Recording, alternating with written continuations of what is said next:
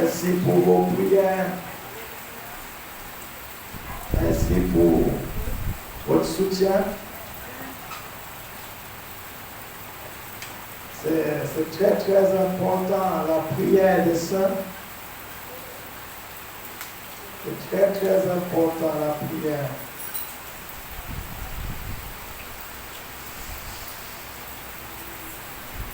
Par la grâce du Seigneur, le Seigneur a permis que je puisse aller dans cette contrée.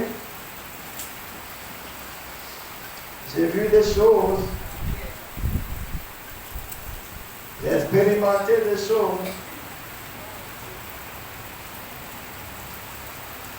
Dieu, il est le même. Alléluia. Il est le même. Et le méchant, les démons, les esprits des ténèbres sont les mêmes. Et les œuvres sont aussi criminelles partout.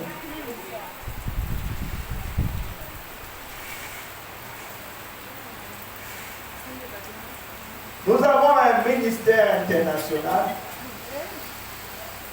Quoique nous soyons pour le moment à un petit nombre, mais Dieu est avec nous. Amen. Dieu est avec nous. Je veux que tu sois encouragé. Amen. Dis à ton voisin, le pasteur t'encourage. Tu es un héros du Seigneur. Le Seigneur est avec toi. Persévère. Persévère. Persévère.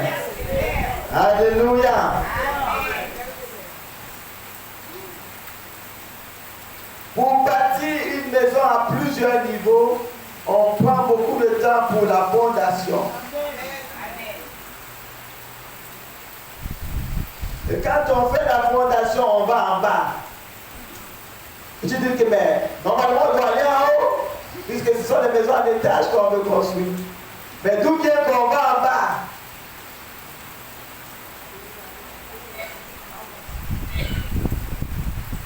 Éphésiens chapitre 4. D'où vient qu'on va en bas, pourtant c'est en haut que nous voulons aller.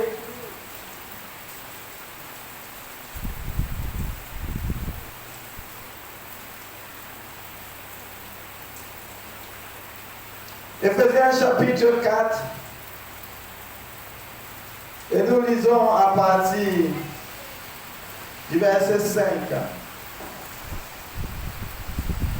y a un seul Seigneur, une seule foi, un seul baptême, un seul Dieu et Père de tous, qui est au-dessus de tout, et parmi tout, et en tout. Mais à chacun de nous, la grâce a été donnée selon la mesure du don de Christ. C'est pourquoi il est dit, étant monté en haut, il a emmené des captifs, et il a fait des dons aux hommes.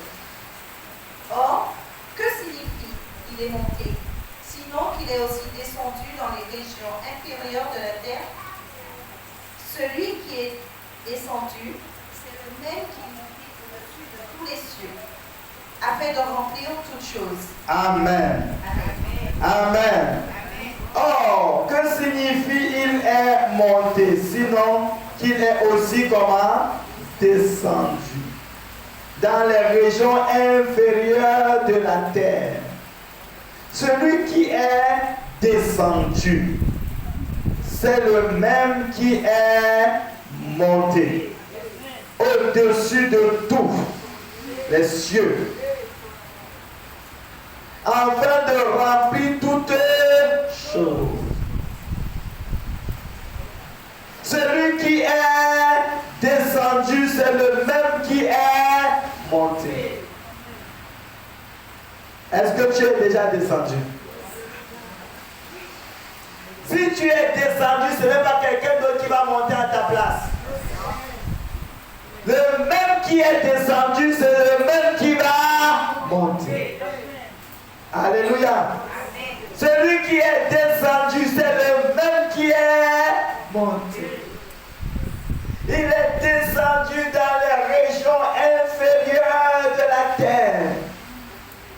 Dans les régions inférieures de la terre. La terre est déjà inférieure, mais il y a encore des régions inférieures. Il est allé au fin fond, dans les régions inférieures, pour construire une grande maison. Il faut toucher la terre ferme. Si tu construis la maison en mettant la fondation sur une terre rapportée, ça va danser. Il faut que tu aies retrouvé la terre ferme, la terre d'origine. Alléluia. J'ai trouvé les peuples d'origine. Vous connaissez les nègres marrons? La descendance des nègres marrons en Colombie. La descendance des nègres marrons, les Chicaya. Chicaya. Leurs ancêtres avaient fui les colons espagnols. Ils sont allés se réfugier dans le fin fond des rivières. Ils ont installé leur colonie depuis des décennies. Chicaya. Et ils ont installé leur colonie et ils vivent là depuis des décennies. Quand tu les vois, ils sont les vrais Africains. Les vrais Africains. Même tu vas en Afrique, il y a civilisé. Mais quand tu vas là-bas, tu les vois, les authentiques. Ils ont encore les traits. Et les traits faux de machin, les traits. Ouais, il y a des Africains raffinés. Mais ils ont encore les traits d'origine.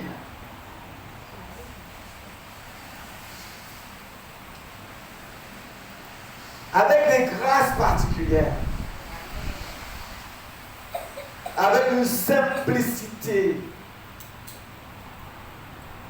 Alléluia. Avec une simplicité. Où on est dans une salle, la moitié de celle-ci, plus d'une cinquantaine, dormant au sol. Femme comme homme, il n'y a pas de problème. Les gens viennent pour le service. On finit la prière à 1h du matin. Ils viennent par bateau.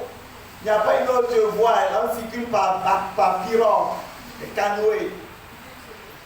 Et ils vont dans des rivières immenses. D'un bout à l'autre, ça peut faire 2 heures en pirogue. Et ils prennent la pirogue, hommes comme femmes, même les enfants de 10 ans, ils vont à l'école à pirogue. Et ils n'ont pas de GPS. Et ils font les raccourcis. En pleine nuit, on fait la prière à 1h du matin et rentrent chez eux.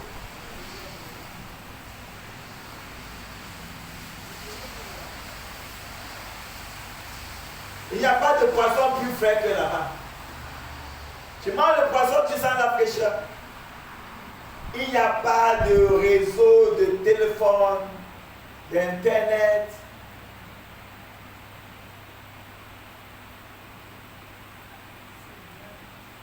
Une vie de la simplicité.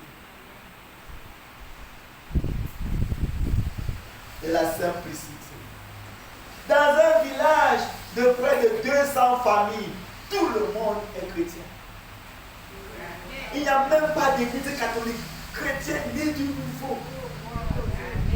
Un pasteur qui est descendu vivre là, rester là pendant 13 ans, évangéliser une personne par une personne. Après 13 ans, tout le village est chrétien. Tout le village est chrétien. Il n'y a pas d'église catholique là. Les catholiques ne sont pas arrivés là.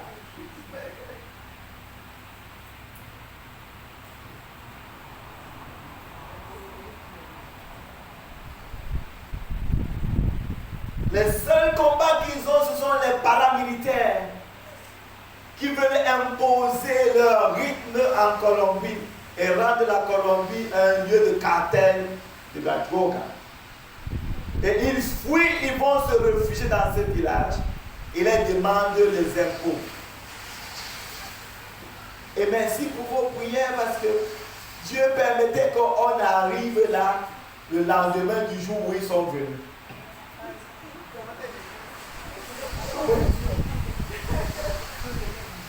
Le lendemain du jour où ils sont venus. Ils viennent avec des armes et ils demandent, donne-moi l'argent, donne-moi ceci. Ils imposent. Et les gens continuent à aimer Dieu, à servir Dieu. Au milieu de tout ça.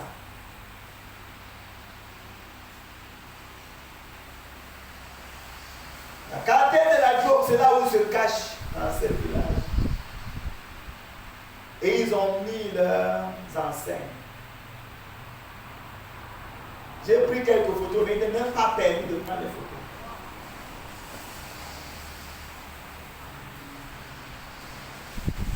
Il n'est même pas permis de prendre des photos. On dit qu'on sert le Seigneur. Il faut aller dans ces endroits pour comprendre que faut naître de nouveau encore. On fusille des gens. Et on a fusillé un frère. Et c'est la Bible qu'il avait mis dans le sac. Il a protégé. La balle est passée dans la Bible. Passée dans la Bible. Et ça s'est réfugié derrière. La Bible a retenu la balle.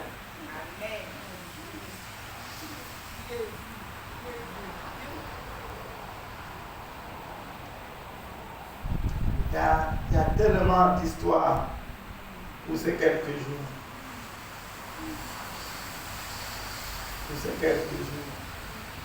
Il y a un besoin de formation parce qu'ils sont vierges. Ils n'ont pas connu la religion. Ils n'ont rien connu d'autre.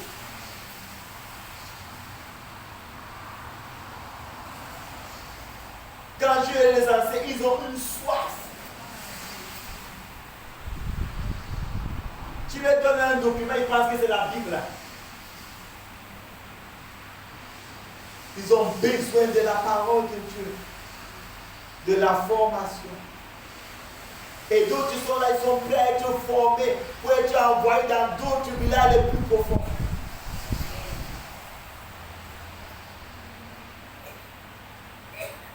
Il y a un monsieur et une femme, un couple, qui sont engagés. Ils ont près de 250 enfants qu'ils élèvent chez eux. La femme est tombée malade. Maintenant, on ne sait pas comment faire avec les 250 enfants. Parce que le monsieur commence à aller pour soigner sa femme.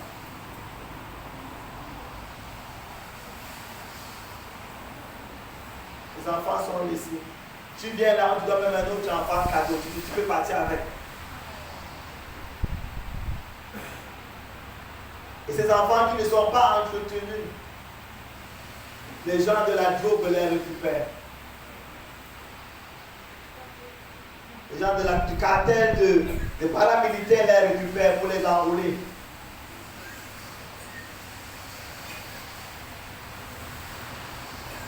Et les gens sont prêts à tout faire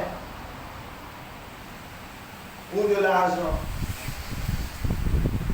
Un des responsables qui nous a accueillis, des responsables des pasteurs de l'autre côté, pas du village, de Bonaventura. Son père a été tué Parce qu'ils connaissaient certaines vérités que certains pasteurs faisaient. Et certains pasteurs ont payé les paramilitaires pour venir tuer son papa. Pour venir descendre son papa. Si je connais trop, on te descend.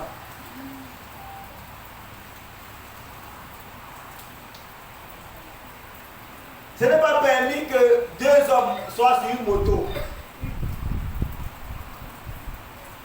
Dans ce contrée-là, c'est un homme et une femme sur la moto. S'il y a deux hommes sur la moto, c'est dangereux. C'est une loi. C'est interdit deux hommes sur une moto. Parce que deux hommes sur une moto, ils descendent avec des armes, ils disent. C'est interdit d'avoir deux hommes sur la moto. C'est un homme et une femme.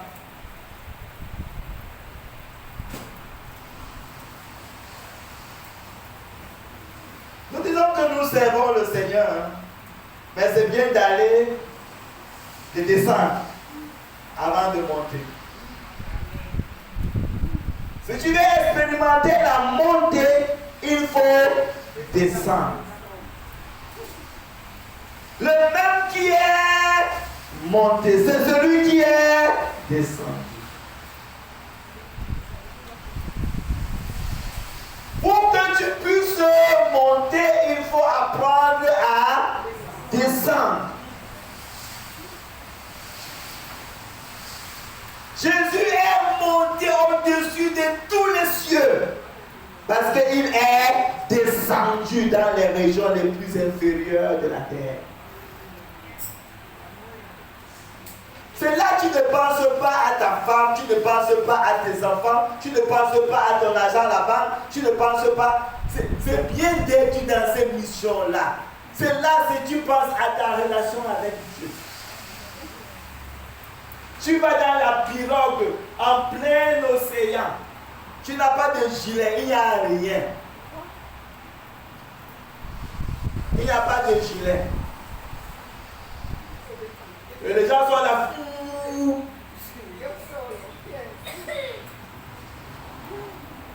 a pas de gilet. On boit de l'eau, on te regarde aussi. Si tu vas boire l'eau aussi. Hello. On mange le repas, le genre de repas, on te regarde si tu vas manger le même repas. Pour savoir si tu es l'un des leurs. Il faut que tu bois. Il faut que tu manges. J'ai bu l'eau de la rivière.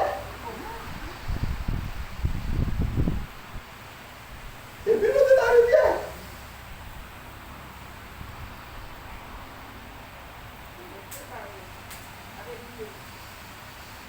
Et je mangeais.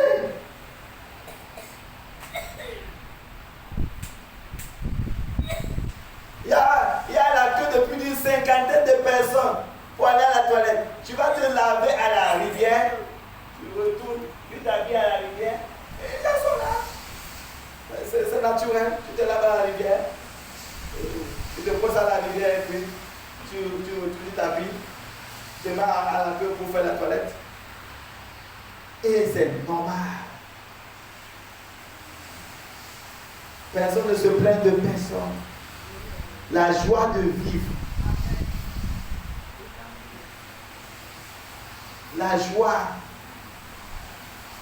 Quelqu'un te dit qu'il y a 3 jours, les paramilitaires sont venus, ils ont fait ceci, ils ont fait ceci. Ils sont descendus dans un autre village, ils ont tué les hommes et on a forcé le pasteur à enterrer ces gens. Le pasteur devait les enterrer. Il faut les enterrer un à un. Parce que quand on visait, le pasteur est descendu parce qu'ils ont les maisons en pilotis. Deux camps se confrontent et tous ceux qui sont au milieu tombent. Parce que c'est la guerre des gangs pour prendre les territoires. Et pendant qu'ils visent, ils se confrontent, les gens qui sont là, ils tombent. Il respecte les pasteurs, mais les balles perdues récupèrent. Et après, quand les personnes meurent, même les membres de l'église, le pasteur doit les enterrer.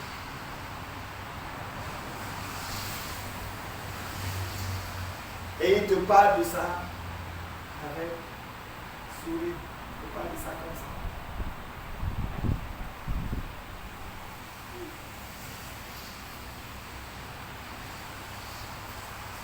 Même les pasteurs de Bonaventure là, ne s'hasardent pas à entrer là. Les gens qui sont nés là, ils n'entrent pas dans les villages de Shikaya. Les gens de Kali, même s'il y a des problèmes à Kali, les gens ne vont pas dans ces villages-là.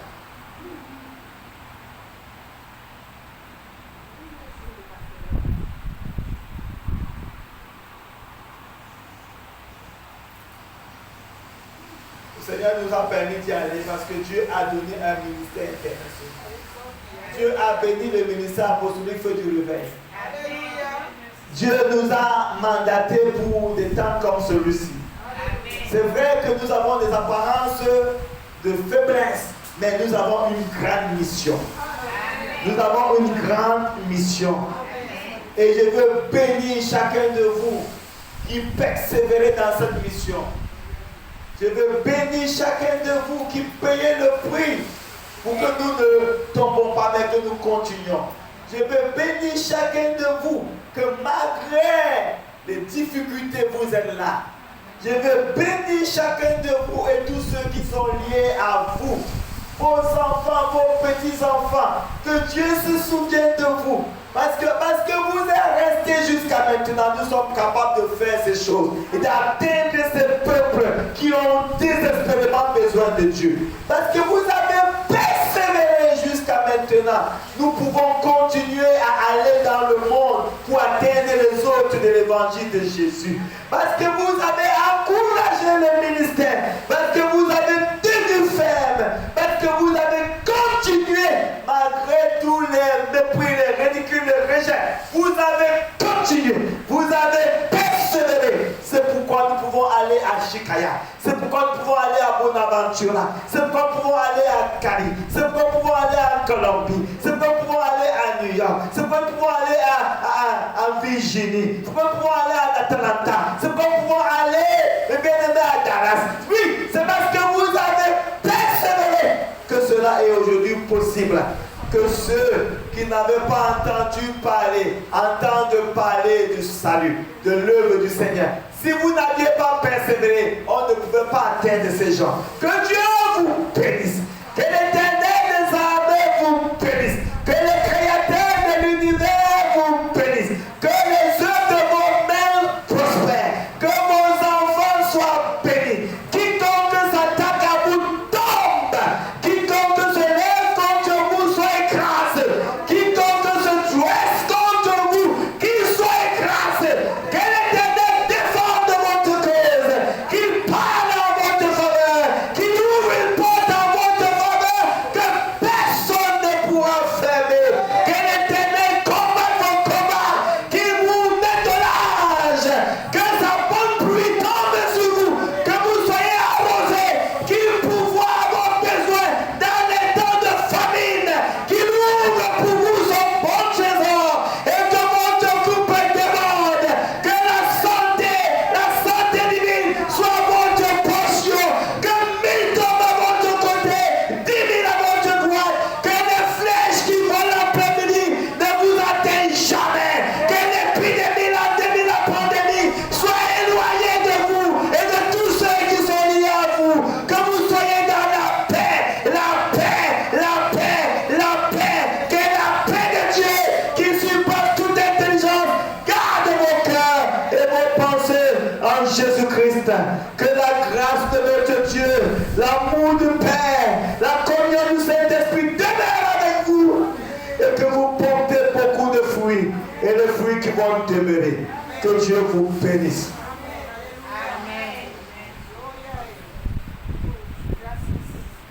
À cause de votre persévérance, ces choses sont possibles.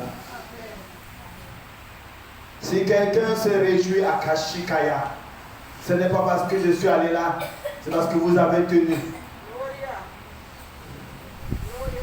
C'est parce que vous avez tenu. Si quelqu'un se réjouit à Kali, c'est pas parce que je suis allé là, c'est parce que vous avez tenu. Parce que vous avez tenu. Je suis pleinement reconnaissant de la grâce que Dieu m'a fait de vous avoir et de permettre que nous puissions aller ensemble faire ces missions. Que Dieu vous bénisse. De tout mon cœur, j'ai vraiment besoin que vous soyez bénis. Que Dieu vous bénisse et vous fasse du bien. Amen. Ces choses sont possibles parce que vous avez tenu. Dieu est fidèle. Amen. Allons parler de avant-coureurs ce matin. Genèse chapitre 41.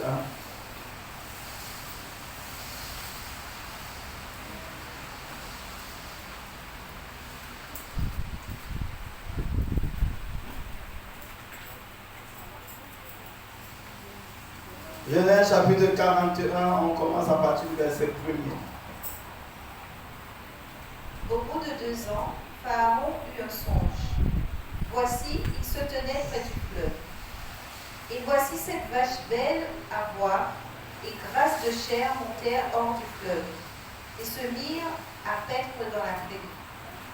7 autres vaches laides à voir et maigres de chair montèrent derrière elles hors du fleuve et se tinrent à leur côté sur le bord du fleuve. Les vaches laides à voir et maigres de chair mangèrent les 7 belles vaches à voir et grasses de chair. Et Pharaon s'éveilla. Il se rendormit et eut un second songe.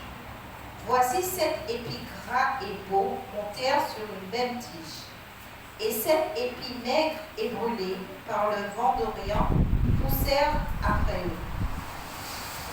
Les épis maigres engloutirent les 7 épis gras et pleins. Et Pharaon s'éveilla.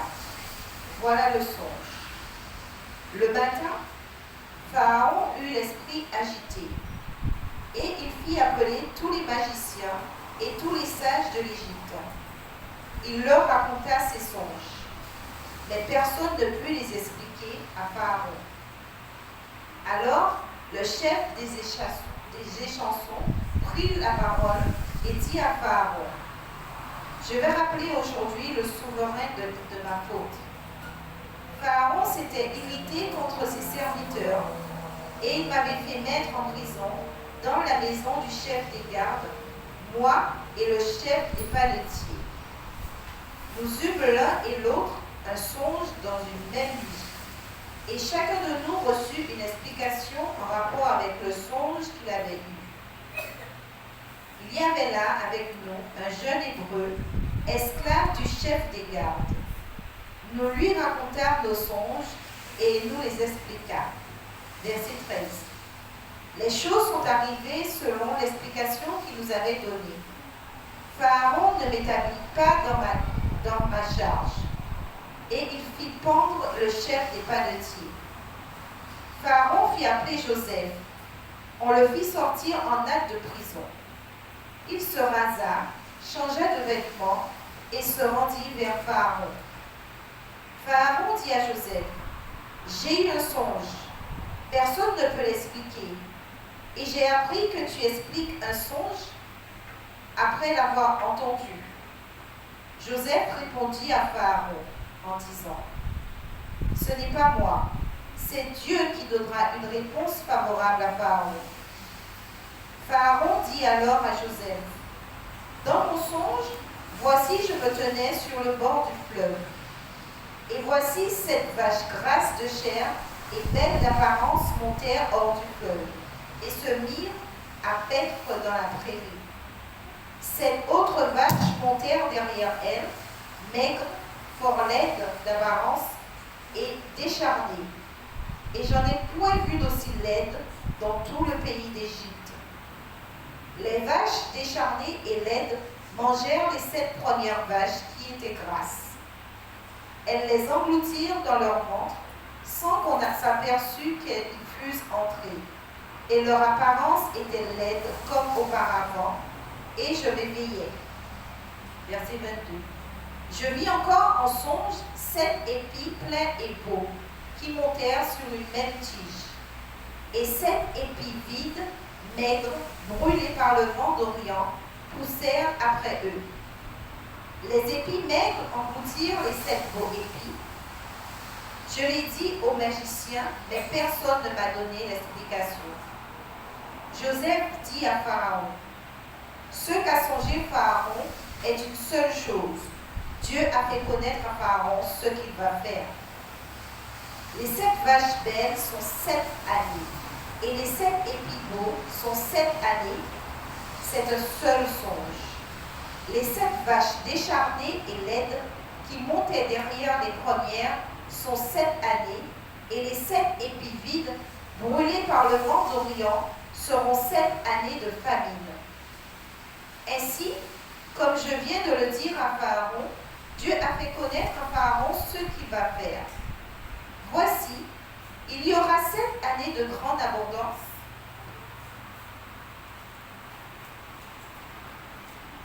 Il y aura 7 années de grande abondance pour le pays d'Égypte. 7 années de famine viendront après elles, et l'on oubliera toute cette abondance au pays d'Égypte, et la famine consumera le pays. Cette famine qui suivra sera si forte qu'on ne s'apercevra plus de l'abondance dans le pays. Si Pharaon a vu le fond se répéter une seconde fois, c'est que la chose est arrêtée de la part de Dieu, et que Dieu se hâtera de l'exécuter. Maintenant que Pharaon choisisse un homme intelligent et sage, et qu'il le mette à la tête du pays d'Égypte. Que Pharaon établisse des commissaires sur le pays pour lever un 5e des récoltes de l'Égypte pendant les 7 années d'abondance. Qu'il rassemble tous les produits de cette bonne année qui vont venir, qu'il fasse sous l'autorité de Pharaon des amas de blé, des approvisionnements dans les villes et qu'il ait la garde. Ces provisions seront en réserve pour le pays, pour les 7 années de famine qui arriveront dans le pays d'Égypte, afin que le pays ne soit pas consumé par la famine. Ces paroles plurent à Pharaon et à tous ses serviteurs. Et Pharaon dit à ses serviteurs, « Trouverions-nous un homme comme celui-ci, ayant en lui l'Esprit de Dieu ?» Et Pharaon dit à Joseph, « Puisque Dieu t'a fait connaître toutes ces choses, il n'y a personne qui soit aussi intelligent et aussi sage que toi. » Verset 40. « Je t'établis sur ma maison, et tout mon peuple obéira à tes ordres. Le trône seul m'élèvera au-dessus de toi. » Pharaon dit à Joseph, « Vois, je te donne le commandement de tout le pays d'Égypte. » Pharaon ôta son anneau de la main et le mit à la main de Joseph. Il le revêtit d'habits de fin lin et lui mit un collier d'or au cou. Il le fit monter sur le char qui suivait le sien, et l'on criait devant lui, « À genoux !» C'est ainsi que Pharaon lui donna le commandement de tout le pays d'Égypte. Amen. Amen. Amen. Pharaon lui a donné quoi? Le commandement de tout le pays d'Égypte. Il a donné le commandement de tout le pays d'Égypte à qui? À Joseph. Celui qui était comment? Descendu. Celui qui était descendu. On dit le même qui est descendu. C'est le même. C'est le même qui est comment? Remonté. C'est le même qui est remonté. Les avant-coureurs. Dieu appelle les hommes et les femmes d'aller au devant. Parce qu'il y a quelque chose qui arrive.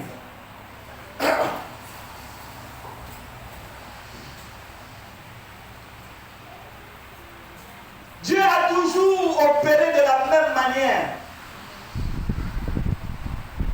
Avant qu'un événement ne vienne, il dit, il ne permet pas que quelque chose ne vienne sans avoir averti à ses serviteurs les prophètes. Les choses qui viennent, c'est parce que Dieu l'a averti. Et si nous sommes surpris, c'est parce qu'on avait été avertis, mais on n'a pas tenu compte. Est-ce que nous sommes ensemble? On n'a pas tenu compte. Dieu ne fait rien sans qu'il n'ait averti. Sans qu'il n'ait averti. Et il n'y a pas de situation qui arrive que Dieu n'a pas prévu d'antidote. Il n'y a pas une situation qui arrive que Dieu n'a pas prévu la solution. Il n'y a aucune situation qui surprend Dieu. Est-ce que nous sommes ensemble? Dans notre vie individuelle, dans nos familles, dans le pays, dans l'église, il n'y a pas de situation qui puisse surprendre Dieu. Et dans chaque situation, il a prévu une solution. Il ne nous a pas laissé sans solution. Il n'a pas laissé le monde sans solution. Alléluia. Et dans chaque génération, Dieu a prévu, et bien aimé, la subsistance pour chaque génération. Pour chaque famille, Dieu a un héros. Tu n'as pas bien compris. Il dit que dans chaque famille, Dieu a un héros qu'il a sélectionné et choisi pour cette famille-là.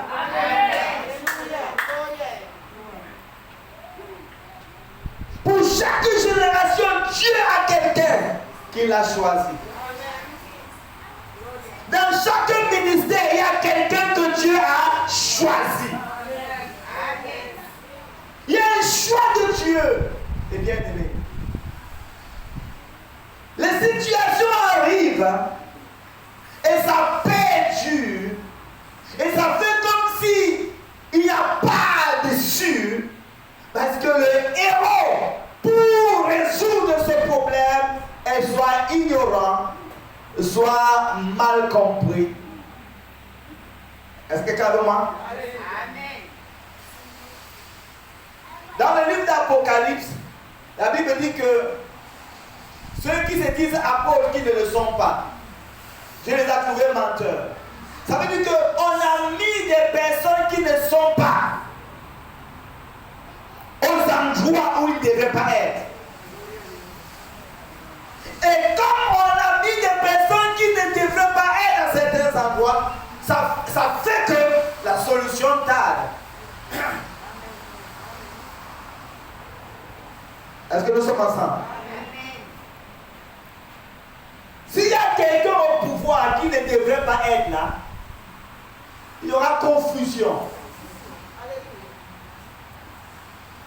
S'il y a quelqu'un qui dirige qui ne devrait pas être là, il y a confusion.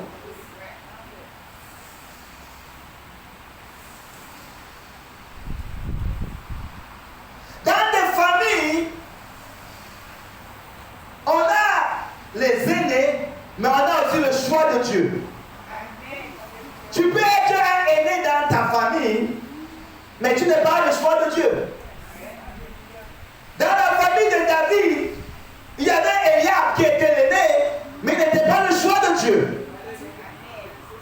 Et pour qu'il y ait la délivrance, pas seulement pour la famille d'Ésaïe, mais également pour tout le territoire d'Israël, il fallait que celui qui avait eu l'onction soit établi. Est-ce que nous sommes ensemble? Les avant-coureurs. Les avant-coureurs.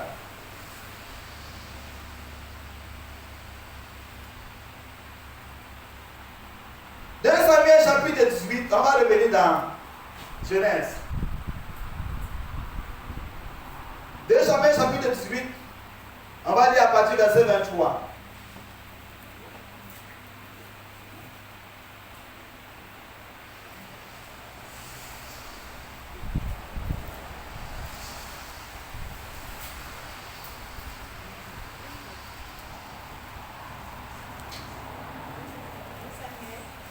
Samuel 18 à partir du verset 23, il dit quoi?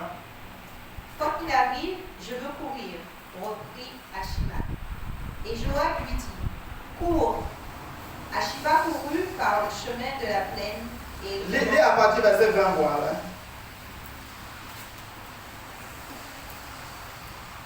Joab lui dit, ce n'est pas toi qui dois porter aujourd'hui les nouvelles. Tu les porteras un autre jour, mais non aujourd'hui, puisque le fils du roi est mort. Et Joab dit à Coushi, va et annonce au roi ce que tu as vu. Coushi se prosterna devant Joab et courut. Ashima, fils de Tsadok, dit encore à Joab, quoi qu'il arrive, laisse-moi courir après Coushi. Et Joab dit, pourquoi veux-tu courir, mon fils? Ce n'est pas un message qui te sera profitable. Quoi qu'il arrive, je veux courir, reprit Ashima. Et Joab lui dit, cours. Ashima courut par le chemin de la plaine et il devança Coushi. Il devança qui? Coushi. Parce qu'il a pris le chemin de la plaine. Continuons. David était assis entre les deux portes. La sentinelle alla sur le toit de la porte vers la muraille. Elle leva les yeux et regarda. Et voici un homme courait tout seul. La sentinelle cria et avertit le roi. Le roi dit, s'il est seul, il apporte des nouvelles. Et cet homme arrivait toujours plus près. La sentinelle vit un autre homme qui courait. Elle cria au portier. Voici un homme qui court tout seul. Le roi dit, il porte aussi des nouvelles.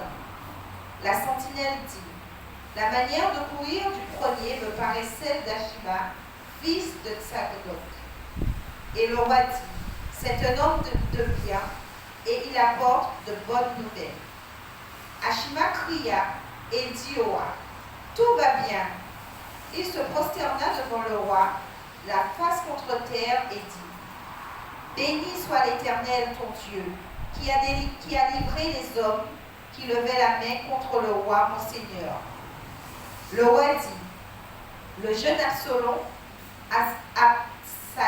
est-il en bonne santé? Ashima répondit, j'ai aperçu un grand tumulte au moment où Joab envoya le serviteur du roi, et moi ton serviteur, mais je ne sais ce que c'était. Et le roi dit, mets-toi là de côté. Et Ashima se tint de côté. Aussitôt arriva Coushi et il dit, que le roi mon Seigneur apprenne la bonne nouvelle. Aujourd'hui l'Éternel t'a rendu justice en te délivrant de la main de tous ceux qui s'élevaient contre toi. Le roi dit à Coushi, le jeune homme Absalom est-il en bonne santé? Coushi répondit, qu'il soit comme ce jeune homme, les ennemis du roi, mon Seigneur, et tous ceux qui s'élèvent contre toi pour te faire du mal. Alors le roi, saisi d'émotion, monta dans la chambre au-dessus de la porte et pleura. Amen. Amen. Donc nous voyons ici que Ashima a couru pour aller annoncer la nouvelle au roi David. Mais il n'avait pas le message. Il n'avait pas le message. Il a couru en devant, il a pris le chemin rapide par la plaine. Mais il est venu, on l'a mis à côté, parce qu'il n'avait pas le message. Donc tu peux courir et même arriver plus vite, mais sans message. Hello? Ce n'est pas celui qui arrive qui est le message, c'est celui qui a le message. Et quand tu as le message, ça change tout. On a dit à Couchi, cours.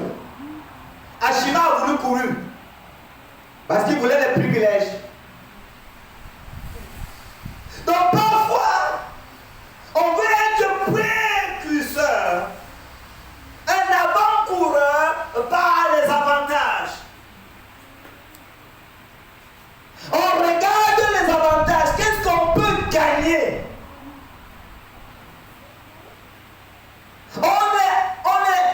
inciter à être un avant-coureur, un précurseur. Parce qu'on veut avoir des honneurs, on veut des avantages qui est attaché. Mais les vrais avant-coureurs, établis et choisis par Dieu, et regarde la responsabilité. Amen. Est-ce que nous sommes ensemble? Regarde quoi? La responsabilité. Tu n'es pas choisi comme avant-coureur dans ta famille parce que tu auras beaucoup plus de terrain, parce que tu auras beaucoup plus d'avantages. Tu es choisi comme avant-coureur parce que la famille se repose sur toi. C'est quelqu'un avec moi? Parce que quelqu'un peut compter sur toi. Parce que quelqu'un peut s'appuyer sur toi. Dieu t'a sélectionné comme avant-coureur pour que tu sois un avant-coureur dans la prière, un avant-coureur dans le donner, un avant-coureur dans tel ou tel aspect de l'église. Parce que Dieu voudrait que quelqu'un s'appuie sur ta prière, s'appuie sur tes offrandes, s'appuie sur tes dons, s'appuie sur ton sacrifice, s'appuie sur ton zèle. Amen. Tu n'es pas un avant-coureur pour les avantages que ça peut te donner, mais pour la responsabilité. Dieu a toujours choisi des avant-coureurs. Mais il y a d'autres qui se choisissent eux-mêmes. Ils se choisissent eux-mêmes comme avant-coureurs en regardant quoi? Le bénéfice. Le bénéfice. Dieu m'a sélectionné comme avant-coureur pour être intercesseur. Oh, mais quand je veux prier, tout le monde doit comprendre que c'est moi qui est intercesseur dans cette église-là. Hello?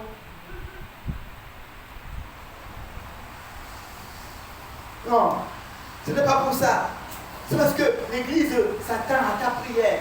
C'est une responsabilité. C'est une responsabilité. Dieu te met avant-coureur dans la prière parce qu'il veut préserver l'église, préserver le frère, préserver la soeur, préserver la nation. Tu portes une responsabilité comme un avant-coureur.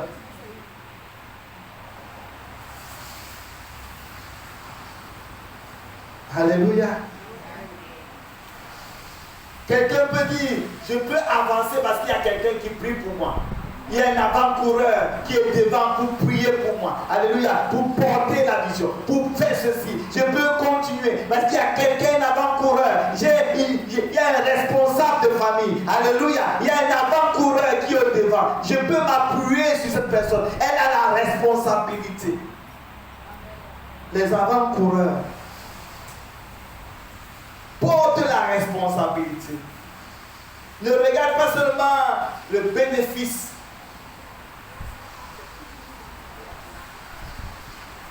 Dieu travaille la vie des avant-coureurs.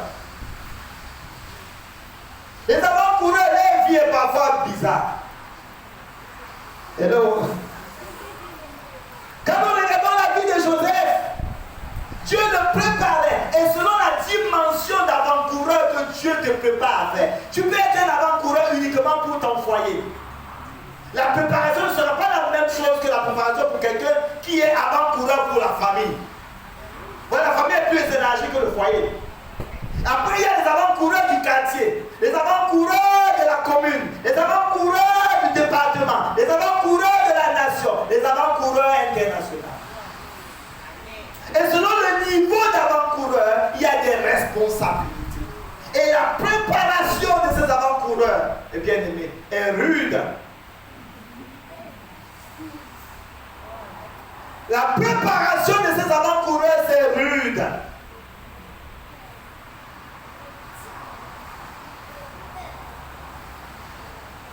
Coucher veut dire noir. Et lorsqu'on dépeint la couleur noire, ça veut dire que ce n'est pas facile. C'est sombre, n'est-ce pas? C'est dur, n'est-ce pas? C'est difficile. C'est lourd. Il y a des messages qu'on qui ont la facilité de porter les choses lourdes. On dit aujourd'hui là, ce n'est pas pour toi, Ashima, ce n'est pas pour toi. Ce genre de mission là, ce n'est pas pour toi. Ça ne te sera pas profitable. C'est pour les lourds. Est-ce que c'est pas ça là? C'est pour les lourds.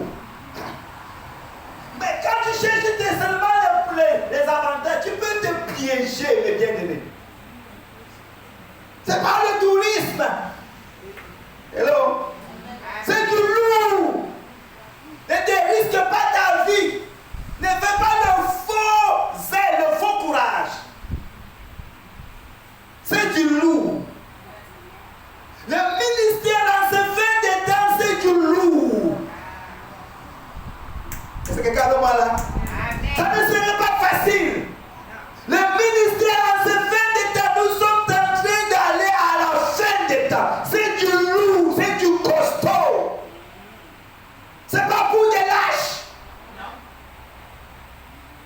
C'est pas pour ceux qui sont des chrétiens bouets, qui ont besoin d'être chaque temps excités pour dire viens à l'église le soir comme ça. C'est du lourd. On a besoin de personnes engagées, déterminées. La nouvelle qui doit être portée, ce n'est pas de la blague. Ashima, ce n'est pas ton cas, ne va pas. C'est pour les noirs. Hello? C'est pour coucher. C'est pour coucher. Quand on décrit Jésus dans l'Apocalypse, on dit que ses pieds comme du bronze qui est passé par le feu. Ce message-là, c'est pour ceux qui sont passés par le feu. Cette temps-ci, c'est ceux qui sont passés par le feu. Ils ont été brûlés par le feu de l'épreuve.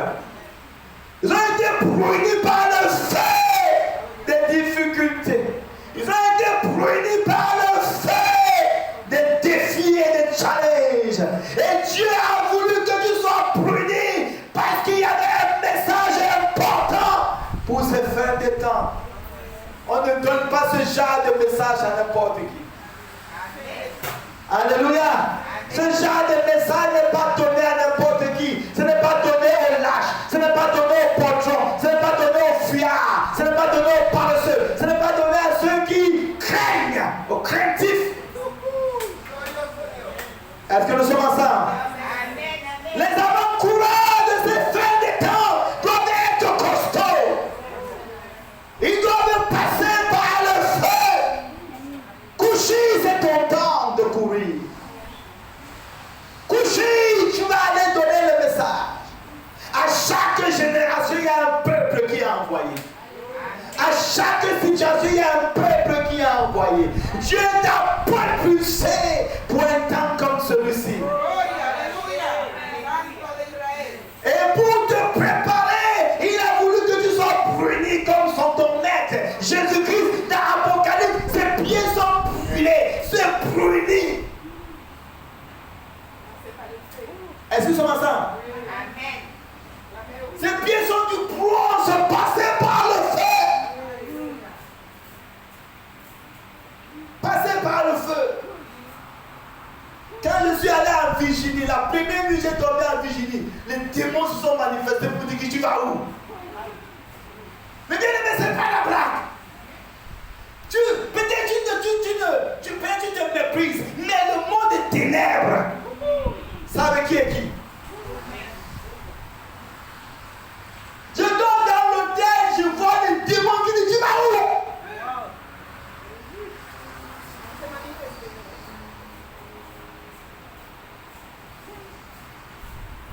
Les démons sont informés de la mission avant que tu sois même informé.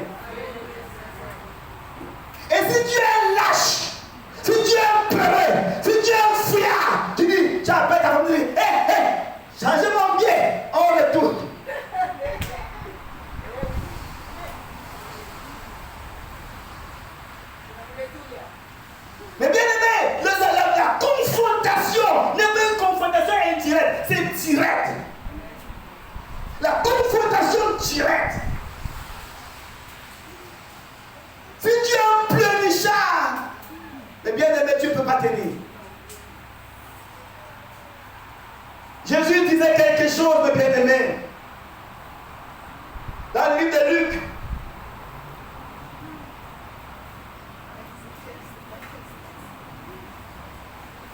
Dis à ton voisin, ce n'est pas pour les pleurnichards.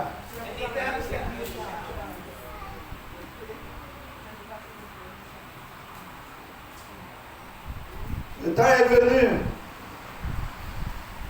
Notre dimension. Luc 17.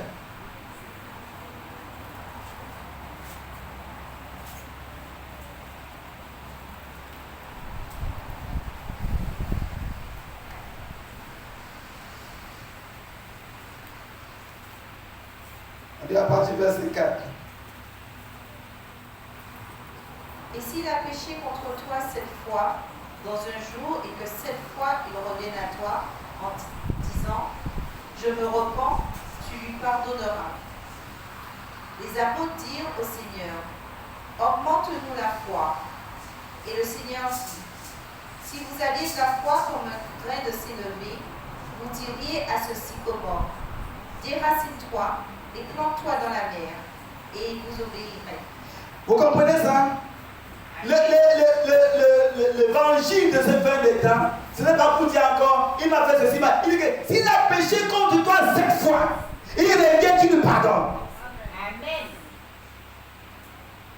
Nous avons des chrétiens qui restent pour dire, ah non, moi, je ne peux pas, je ne peux plus lui parler, je ne peux plus faire ceci, je ne peux plus, non, moi, j'ai fini avec lui. Ah, moi, c'est fini, c'est la route est tracée.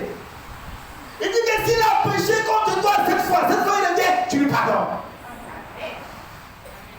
L'évangile de ce fin des temps, ce n'est pas pour les lâches, les pleurnichards.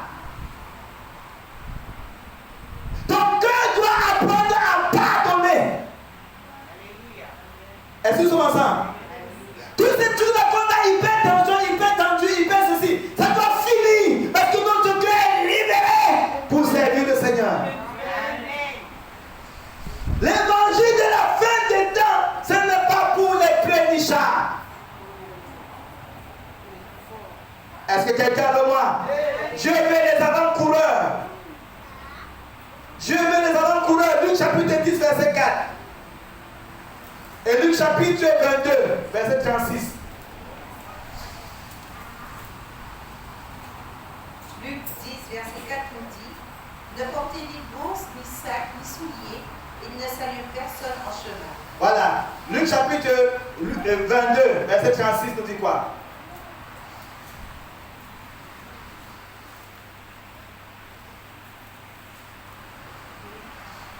Mais j'ai prié pour toi, afin que ta foi ne défaille point. Et toi, quand tu seras converti, affermis ton frère.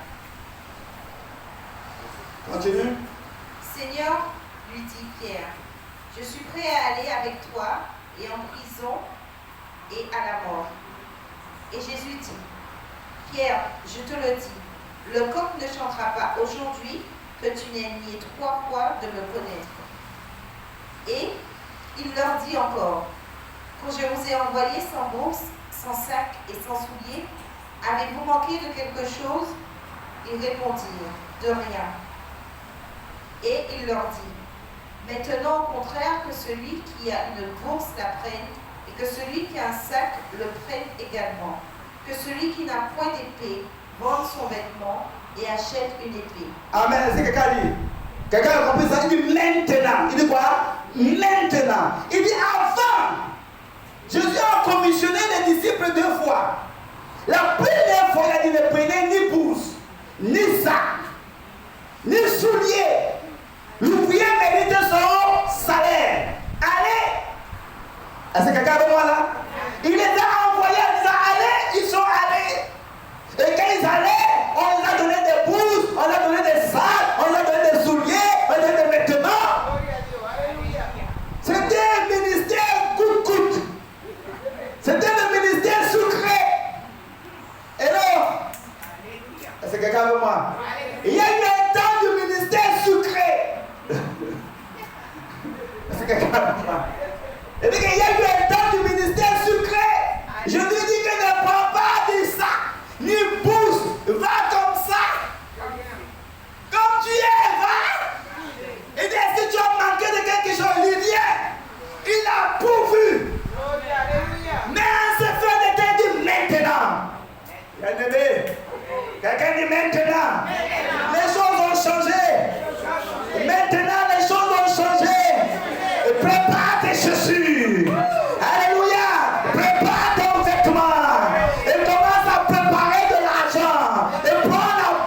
tous. Et même si tu n'as pas d'épée, vends ton vêtement et achète l'épée. Ce n'est pas pour le plénichard, bien-aimé. Ce n'est pas le temps pour dire que Dieu va pouvoir. Va dans ton sac, récupère l'argent qui est dedans et pouvoir. Alléluia. Hello, Emma, je n'ai pas bien compris. Parce que si tu attends que quelqu'un pouvoir, ton ennemi va t'empoisonner. Alors, tu n'as pas bien compris, bien-aimé. Tout ce qu'on te donne de l'extérieur, c'est un poison. Pour tuer ta foi.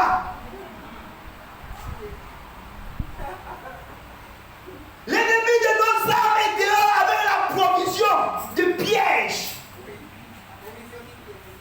Est-ce que nous sommes ensemble? Il dit l'ennemi de nos âmes est dehors avec la provision du piège. Tu veux l'argent pour le ministère, il est prêt à te donner. Tu veux l'argent pour la croisade, il est prêt à te donner. Tu veux l'argent pour voyager pour Dieu, il est prêt à te donner. Mais tout cet argent-là, c'est du piège.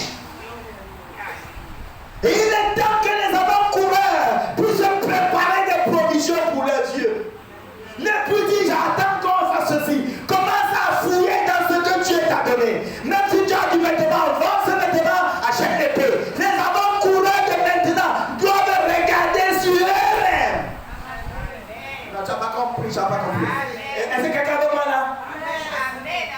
Tu dois regarder sur toi-même. C'est pourquoi il dit il y a un temps d'abondance. En ce temps d'abondance, il dit en masse.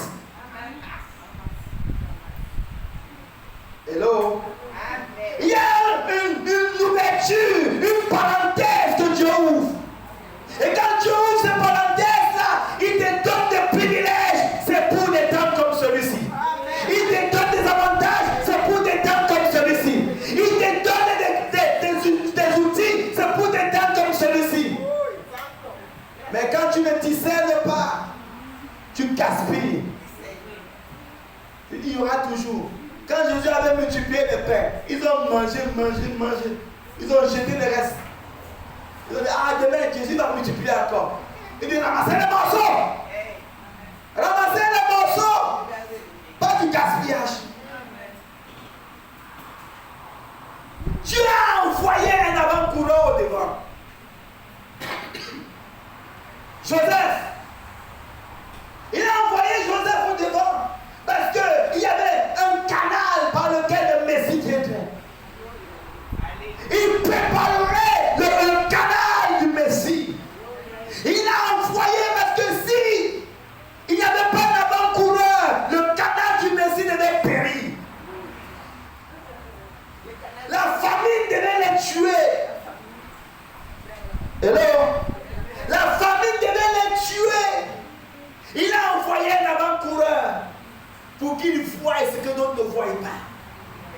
Qu'ils perçoivent ce que d'autres ne perçoivent pas. Et qu'ils commencent à préparer des prévisions. Pour que lorsque le temps va venir, le canal sera nourri. Alléluia. Il y a des avant-coureurs que Dieu a envoyés pour leur donner des privilèges au niveau financier.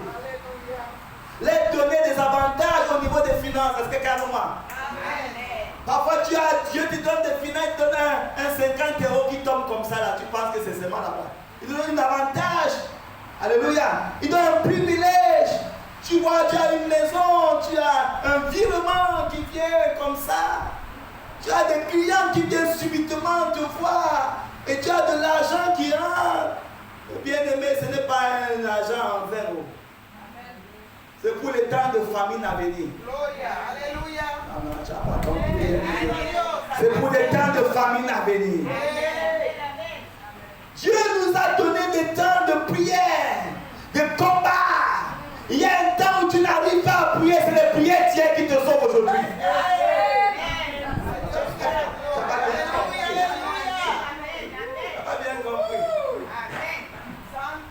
Aujourd'hui, les gens commencent à dire, il y a la grève, il y a ceci. Depuis janvier, Dieu nous a préparé à ça. C'est pas ça? Depuis janvier, on a fait les 34 jours de nuit de prière. Priant pourquoi? Rendre le pays habitable.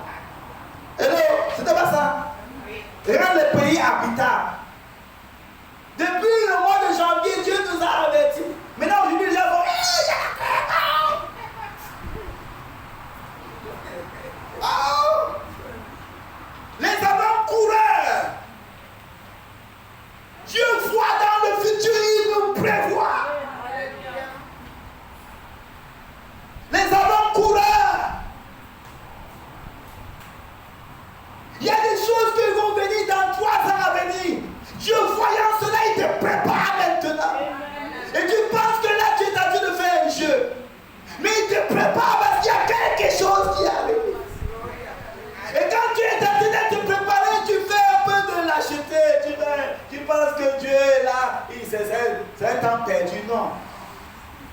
Pendant qu'on fait la prière de 34 jours de prière, est-ce que les gens pensaient qu'ils devaient avoir 20 ans en 2024? Hein? Est-ce que les gens envisageaient les blocages? Personne n'a envisagé ça. Quand on parlait de rendre le pays habitable, on priait, il y en a qui mais quoi, c'est quoi? On vient de sortir de machin de la Covid, laisse-moi on vit. C'est le temps d'enjoy. Mais personne ne voyait ces choses. Mais Dieu avait déjà préparé des avant-coureurs pour... Vous comprenez ça? C'est comme ça que Dieu fait. Il prépare les avant-coureurs. Maintenant, quand on convoquait la prière, ah non, moi j'ai sommeil. C'est pas prier qui fait quelque chose. Maintenant, quand on met les blocages, tu vois comment le compte commence à vider. Il faut convoquer la prière. Quelle prière, bien aimé? Quelle prière tu veux? Tu dis à l'achat en plein vent, tu veux prier quoi? C'est la prière d'hier qui te sauve aujourd'hui. Ce n'est pas quand là. Est-ce que les magiciens ont pu répondre au rêve de Pharaon? Non. Hello? Il a invité tous ces magiciens, n'est-ce pas? Les magiciens ne pouvaient rien faire. Est-ce qu'ils n'étaient pas préparés avant? Est-ce que les magiciens avaient été jetés dans le puits? Est-ce que les magiciens avaient été vendus nus? Est-ce que les magiciens avaient été accusés faussement et jetés en prison? Et ils devaient venir répondre aux rêves? Jamais. C'est celui que Dieu a préparé d'avance. Les gens ils pensent que lorsque la trompette va sonner, boum, ils vont faire la dernière repentance. Seigneur, pardonne-moi de ceci, pardonne-moi de cela, pardonne-moi, maintenant, enlève-moi. Il n'y a pas de dernière repentance, bien-aimé. Ça ne serait que la résultante. Parfois, les jours des résultats, il y a des gens qui font des petites écorces. On va appeler mon nom, il serre le doigt. Et bien aimé, si tu n'as pas travaillé pendant les examens, on ne va pas mettre ton nom par hasard au tableau de la réussite. Même si tu serres le doigt, hello, même si tu serres le doigt, tu fais la sorcellerie, on ne va pas mettre ton nom. Si tu n'as pas bien travaillé pendant les examens, ce n'est pas le jour des résultats que tu vas dire qu'on va appeler mon nom même par hasard. Il n'y a pas ton nom dans la liste. Tu vas regarder sur les A, tu ne vas pas voir. Tu vas descendre jusqu'au Z. Tu vas remonter. Ce n'est pas un hasard. C'est une préparation. Et à la fin, tu ne fais que produire ce qui a été préparé, conçu dans ta vie pendant des temps. Il n'y a pas de hasard. Les précurseurs. Les précurseurs. Les précurseurs. Le même qui est descendu, c'est le même qui est monté. Quand je vous ai envoyé, vous avez eu la possibilité, je vous ai envoyé sans bourse, sans sandales, sans épée. Je vous ai envoyé, est-ce que vous avez manqué de quelque chose? Non. Il y a eu un temps de ministère de faveur. Hello. Il y a eu un temps de ministère où on te donne. Tu vas prêcher, on te bénit. Hello. On te bénit. Maintenant là, il faut que tu ailles prêcher, c'est toi qui bénis. Est-ce que quelqu'un comprend ça? Amen. Dieu t'a bâti pour que c'est toi qui ailles bénir. Les gens ont besoin de ta bénédiction. La connaissance que Dieu t'a donnée, l'onction que Dieu t'a donnée et l'argent que Dieu t'a donné. Amen.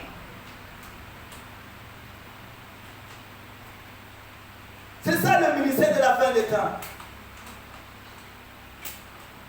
Et si l'Église n'apprend pas à comprendre ces vérités, on va se faire piéger. Plein d'églises se sont laissées piéger. J'étais à une église aux États-Unis, Gateway. Ils ont des campus énormes. Et une église, c'est comme Deskeland. Une église, c'est comme Deskeland. Ils ont des campus. Et c'est le même pasteur qui prêche partout. Quand il prêche, on descend son image. Et les autres personnes voient l'écran. Il prêche dans une seule église, mais son image va dans tous les autres sites. Les gens vont venir voir seulement l'écran et puis vont faire la louange. Et puis le même pasteur, on descend son image. C'est comme s'il était parmi vous et il prêche. Les gens écoutent. Et l'église, c'est comme Deskeland. Deskeland, une église, un campus. C'est comme Deskeland. Tout Deskeland. Ça, c'est une église. Mais mes bien-aimés, Dieu n'y est plus. Malheureusement, Dieu n'y est plus. L'église est devenue un coup d'État. On a fait le coup d'État au pasteur fondateur et à son enfant. On les a jetés dehors.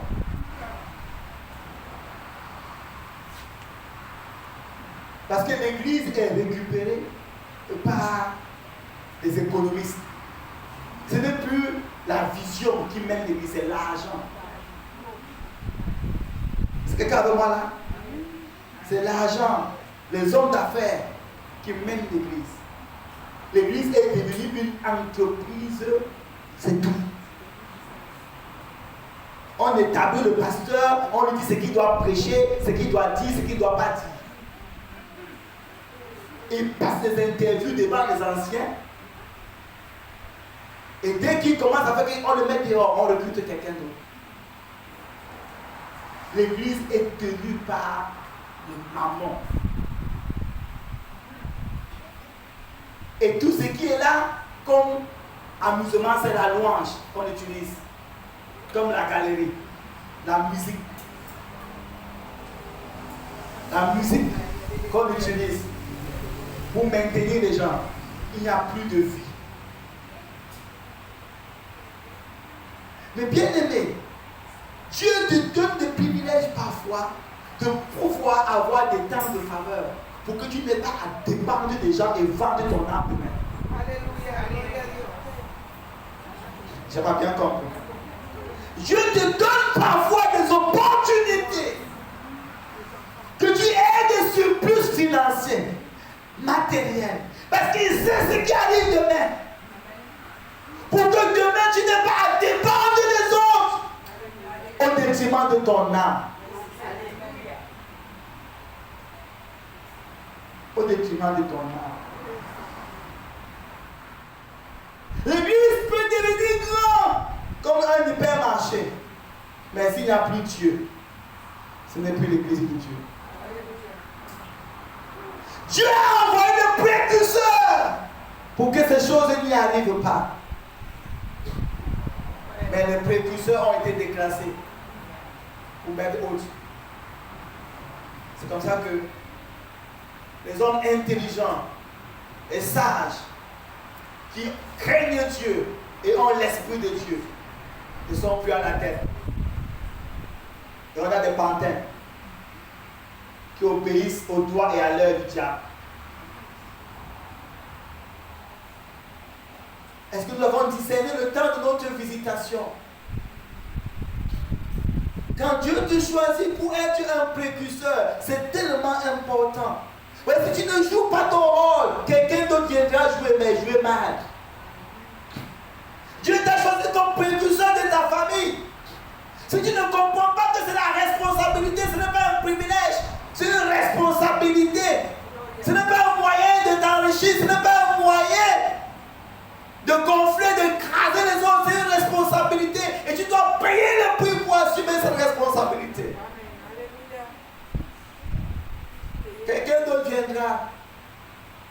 ça ne serait la mort. Il y a des hommes et des femmes que Dieu a appelés dans l'église pour soutenir financièrement l'église. Les a donné certaines opportunités, certains biens. Mais quand il refuse d'être un précurseur, on tend la main vers l'ennemi. Et c'est comme ça que le diable entre dans l'église, soutient l'église, bénit l'église, donne à l'église, mais enlève Dieu.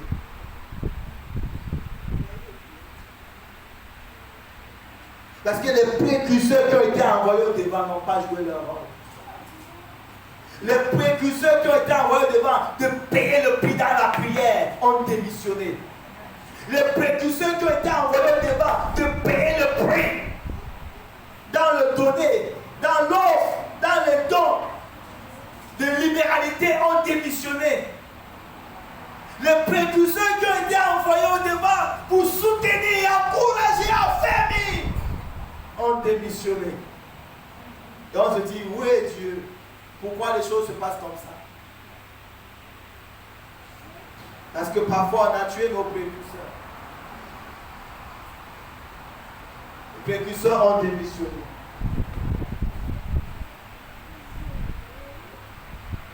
Le pharaon a dit, trouverons-nous quelqu'un parmi nous qui ait cet esprit d'intelligence, de sagesse, qui est l'esprit de Dieu en lui. Mais bien aimé, il ne s'agit pas d'être devant, mais il s'agit d'être le choix de Dieu. Amen. Quand tu vois que Dieu a choisi ton frère, tu accompagnes ton frère. Amen. Amen. Dieu a choisi ta soeur, tu l'accompagnes, tu le soutiens. Amen. Dieu choisit un précurseur pour le bénéfice de tous. Amen. Est-ce que nous sommes ensemble? Amen. Mais parfois nous tuons nos Joseph.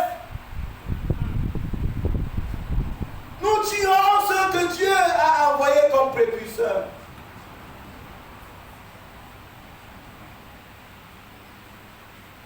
Et nous envoyons les autres selon le monde, mais qui n'ont pas de message. Les Archimèdes qui n'ont pas de message.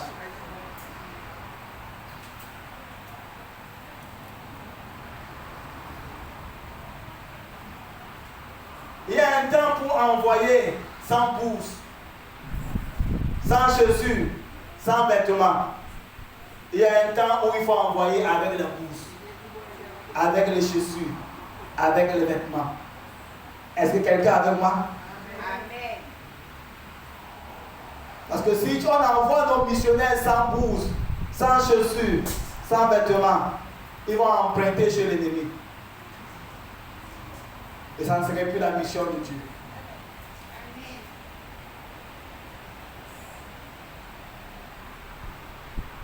La sagesse de Dieu doit nous être révélée. Il y a des vaches laides qui veulent avaler les vaches gras. Ils sont là pour avaler les vaches.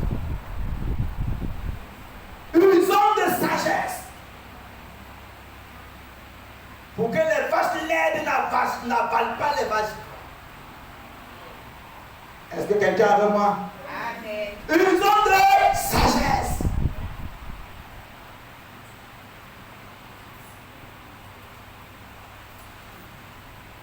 Préservons nos précurseurs. Soutenons nos précurseurs. Encourageons nos précurseurs. Il n'y a pas de famille sans précurseur. Il n'y a pas d'église sans précurseur. Il n'y a pas de pays sans précurseur. Hello? Il y a des précurseurs qui sont cachés. Il y a des précurseurs qui sont exposés. Et parfois, certains précurseurs se compromettent parce qu'ils n'ont pas de soutien. On a aujourd'hui certains jeunes qui revendiquent la vie chère, n'est-ce pas? Ils sont déterminés dans leur action. Ils sont au devant du public. Mais ce n'est pas simplement dans la dimension physique que ça peut être traité. C'est aussi traité dans la dimension spirituelle. Alléluia. Ceux qui n'engagent pas la dimension physique doivent engager quand même la dimension spirituelle. Parce que le bénéfice c'est pour tout le monde. Alléluia. Le bénéfice c'est pour tout le monde. Et rendre le pays habitable revient aussi à remuer certaines choses. Ça va nous rendre inconfortables. Mais c'est nécessaire. Est-ce que quelqu'un veut moi là? Maintenant, s'il n'y a pas un soutien parallèle, il y aura compromission et toute espèce d'infiltration. Ces choses qui se passent dans la dimension physique là, c'est la même chose qui se passe dans la dimension spirituelle. Certains pasteurs qui se mettent en devant, certains missionnaires qui se mettent en devant, lorsqu'ils n'ont pas d'encadrement et de soutien, ils finissent par tendre les mains et ils se compromettent. Et la mission finit par être détruite. Les églises qui sont ouvertes aujourd'hui, donc c'est devenu une église d'affaires, c'est parce qu'au départ ça a commencé dans l'esprit. Dieu a béni dans l'esprit. Mais les précurseurs qui avaient été envoyés au départ n'ont pas joué leur rôle. Il y a eu des infiltrés. Ils ont pris l'assaut de l'église. Et nous ne devons pas le permettre. Alléluia. Nous ne devons pas le permettre parmi nous. Amen. Alléluia. Bien-aimé, fais tout et tout pour garder Dieu dans ta vie. Amen. Fais tout ce que tu peux faire pour garder Dieu dans l'église. Pour que le Seigneur reste dans l'église. Que nous ne perdons pas Dieu. Parce que si on a perdu Dieu, c'est fini. C'est moche, bien aimé. C'est moche. C'est moche. Il demandait, mais Seigneur, qu'est-ce qu'il faut faire pour que Dieu revienne là?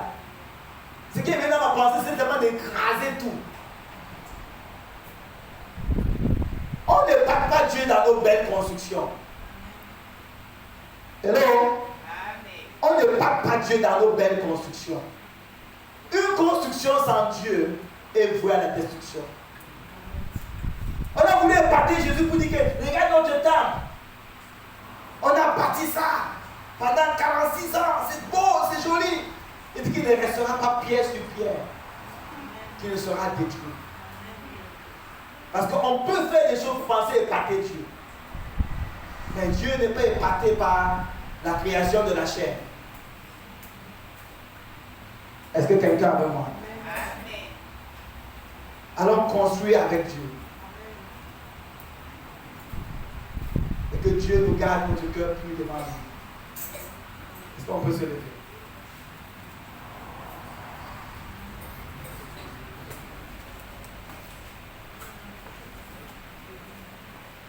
Nous voulons être le précurseur selon Dieu. Jean le Baptiste était un précurseur qui est venu devant de Jésus. Il a payé le prix pour ne pas se compromettre. Donne-nous la grâce de payer le prix, Seigneur. Donne la grâce à mon frère, ma soeur de payer le prix. Donne la grâce à son ministère de payer le prix. Que nous ne puissions pas nous compromettre. Et qu'on puisse, oh Dieu, toi qui nous as préparés pour un temps comme celui-ci, porter le message. Sans, oh Dieu, mélange. Porter le message. Sans mélange. Fais-nous la grâce, Seigneur, d'amener le message authentique pour la guérison des nations et pour ta seule gloire. Merci de bénir ton Église, de bénir ton peuple, de nous préserver du mal. Merci, Père. Au nom de Jésus de Nazareth. Amen.